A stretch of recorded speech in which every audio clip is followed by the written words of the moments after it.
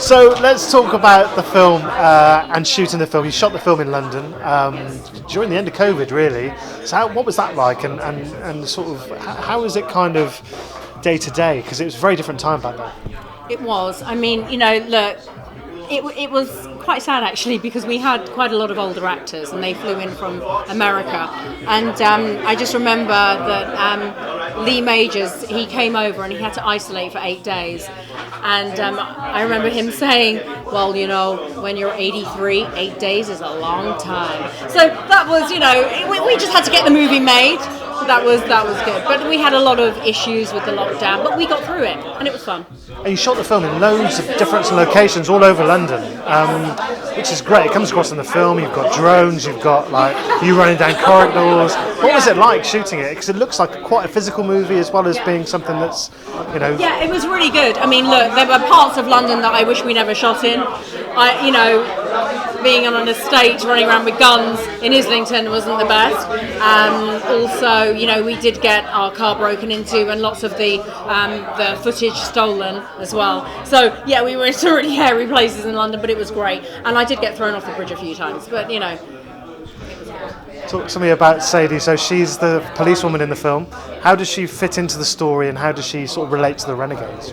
Okay, so I play a very cynical detective, Scotland Yard detective, Annie Moore, and I'm sent to investigate the murder of an ex-Marine beret who's Carver in the film, played by Lee Majors, and I go on this sort of quest to go and find out who has killed him.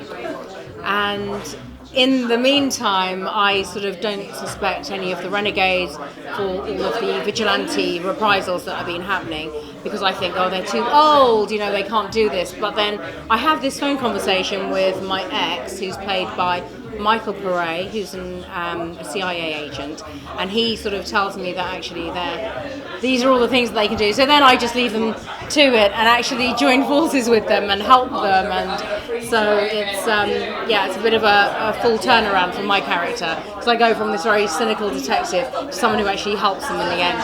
I actually shoot somebody before he even draws his gun, so it's a real journey for me in this film. And you mentioned Lee Majors a couple of times there. I mean, he's a legend in his own right. I mean, it must have been amazing to work with him. Yes. When I watched him on TV when I was younger. Yes. What was he like as a person to work with? Well, Lee is also a very, very good friend of ours. We've known him for a few years, and I'm very friendly, and I'm good friends with his wife, Faith Majors. So it was like working with a very good friend of mine. And he's a really, really lovely, giving actor. And I'm sure we'll be working with him again very soon.